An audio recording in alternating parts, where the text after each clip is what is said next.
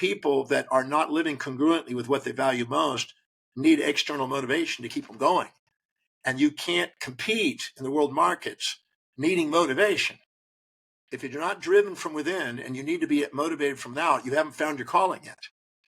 So if people want to excel, it's finding out what truly is, what their life demonstrates is the spontaneous inspiration that calls them, and direct their energies on that, and then package that in a way that serves ever greater numbers of people in a sustainable, fair exchange manner.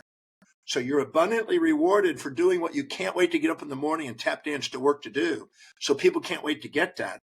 And in that state of mind, in that sustainable, fair exchange, you magnetize people who are called to be around somebody who's authentic, because that's when you're authentic.